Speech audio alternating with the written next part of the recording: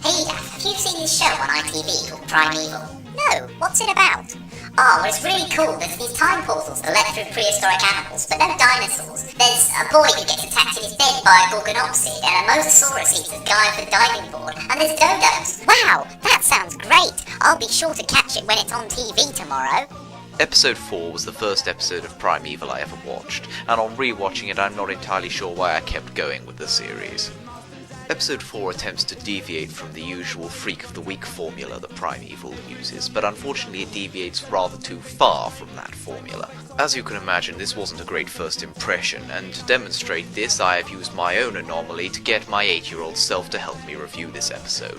Why do all the dinosaurs have feathers? Why does Spinosaurus have tiny legs? Why does Deinonychus look like a giant duck? What the hell is it I've got achieved? to explain a couple of things first.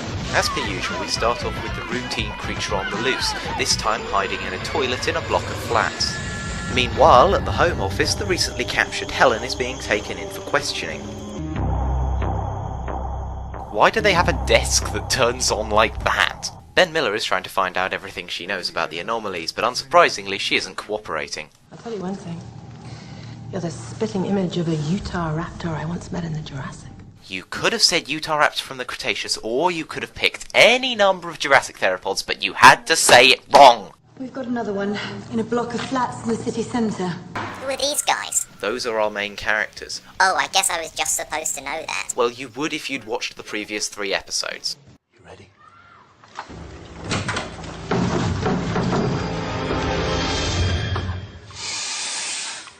Relax, everyone. It's only a python. How do the team decide which creature sightings to investigate? They can't investigate every animal sighting, and on the flip side, couldn't Wildlife Aid go to pick up a badger that turns out to be a Gobiconodon, or go to pick up a deer trapped in a fence that turns out to be a Syndioceras, or pick up some baby pigeons that actually turn out to be baby dodos? I mean, they haven't really thought this through, have they?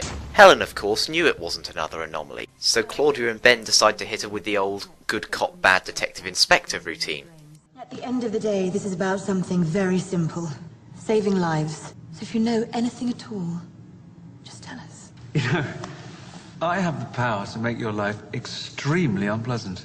It isn't working very well, so they decide to call in Scottish Cop. Tell me what you know. Unless you act within the next few hours, the pride of saber-toothed killers will be rampaging through central London. Yay, Smilodons! Don't get your hopes up too much, kid.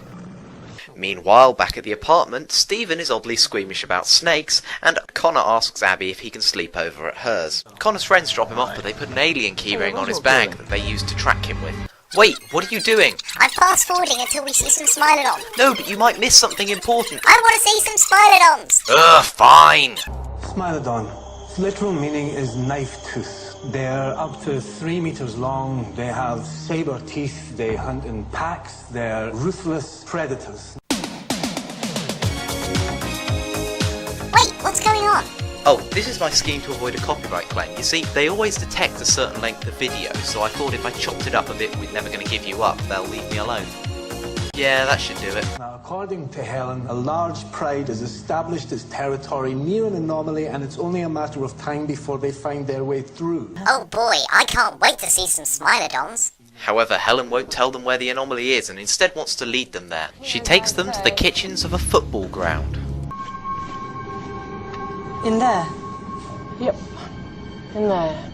Well, area secured. Job done. Connor? Ah, they finally found something useful for Connor to do. The custodian of the compass. What if the cats have already come through? They could be right behind that door. So why open it at all? You're bluffing. Try me. Stephen. You think she's bluffing, but you still want Stephen to open the door for you. Who let Helen carry a knife? And how is a knife supposed to go through a chain? So they manage to open the steel doors, but there's an incredible magnetic force pulling metal objects in the kitchen towards the anomaly. Outside the stadium, Connor's friends are spying from the car park. Connor finds some meat pies, and Helen tells them they need to hurriedly get them out of the way of the anomaly so as not to attract the big cats. But it turns out it's all a diversion so that she can escape through the anomaly. Captain Soldierman and Stephen chase after her, but they find themselves in an anomaly spaghetti junction. What's that all about? Well, I don't think we ever find out in any of the 5 series. Let me guess. Not one saber-toothed cat in sight. Not even a kitten. What the fluff? This is such a fishing rip-off. Don't lose patience yet, Edaf Jr. The anomaly still has one more surprise in store. Yay! Dodos! Now count the number of dodos that come through the anomaly, okay? Okay, 5, right? There are also 5 in this scene here. Now, 1 eats Connor's keyring and gets kidnapped by his stupid friends. Turn Connor into a turkey. Stephen manages to catch one under a bin, while Cutter shoots another one into a first aid room. They're great. I have to agree with you there, Cutter. The dodos really are the best looking animals in Primeval. They don't have to be cutesied up like the Silurosaurus, neither do they have to be turned into monsters like pretty much every other animal. They're also accurate in that they are not morbidly obese, and Abby's also got the facts right. They're not stupid, just trusting. It's not their fault they became extinct. Is that the lot? That's it. Well, no, that's only 3. Mislaying 1 dodo is a simple mistake, but mislaying 2 is just careless. So 1 dodo gets kidnapped by the idiots, they send 1 back,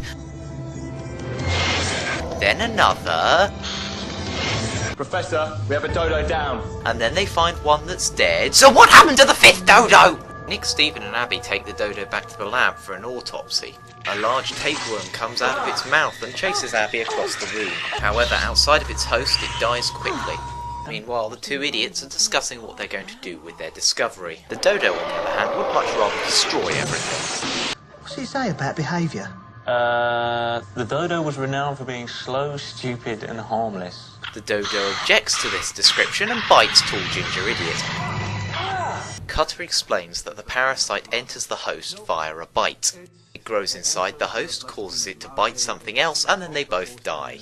The parasite starts to take hold of Ginger Idiot, who almost bites Glasses Idiot, who runs off to tell Connor what's happened. Connor calls in the team, who investigate the house, but it turns out the Ginger Idiot has already left. The dodo is still there though, but it's dead. And that's the last we see of any extinct animal in this episode. Wait, that's really the last we see of any extinct animal in this episode? Well, other than seeing the dodo's corpse a few more times, yep, that's pretty much it. But this episode still has 20 more minutes to go! Alright, how about I make this as brief as possible? The Ginger Idiot goes to a hospital and starts feeling really sick and then notices a parasite crawling inside of him. Ben Miller, of course, blames Helen. Who knows what Helen's capable of? Killing her husband, maybe? Ginger Idiot has an MRI scan. The doctor explains that he has a parasite that needs to be removed. The doctor shines a bright light in his eyes. The doctor gets bitten. He then decides to find proof of what happened to him by tracking down the dodo. The team go to talk to the doctor. There must be a vaccine or something. Vaccine won't work once you've been infected. You should know that. You're a doctor. Our only hope is to have it surgically removed before it gets too advanced. And then they just leave without making sure that the situation's been contained and that the doctor's under surgery. And we never find out what happens to the doctor, although we can assume that he doesn't bite anyone else. So for some reason Abby is dissecting this dodo in a makeshift lab at Cutter's place, rather than the high security home office lab they used last time. Because plot.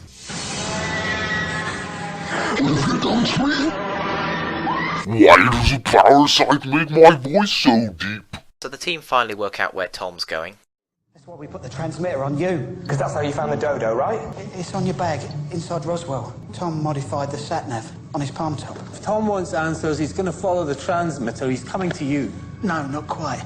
The dodo swallowed it. Transmitter's inside the dodo, Yeah. and the dodo's with Abby. Abby tells Tom that she can show him where the dodo came from. So they're already at the football ground by the time that Cutter and the team make it back to the lab. But what do you know, when they get there, the anomaly's disappeared, and someone's angry.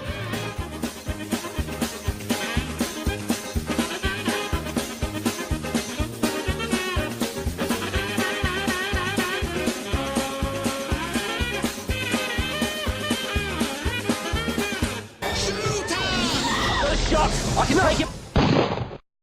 What you say? That you only meant when. Of course, what actually happens is Connor manages to talk him out of it by reminding him of all the good times they've had together. They tried to take me over, but I fought them gone. You did a really good job. Well, except for the time you bit the doctor, cut off all contact from everyone else, and then kidnapped Abby. The episode finishes with Cutter convincing Connor that he needs to stay on the team for his vital skills in holding a compass. It's pretty much unanimously agreed upon in the Primeval fandom that episode 4 is the worst episode in series 1. The dodos are neat, but that's about it. I really don't know why I kept watching after this episode. Isn't it obvious? Pterodactyloid pterosaur. How the hell do we cordon off the sky? Oh, yeah, that's why.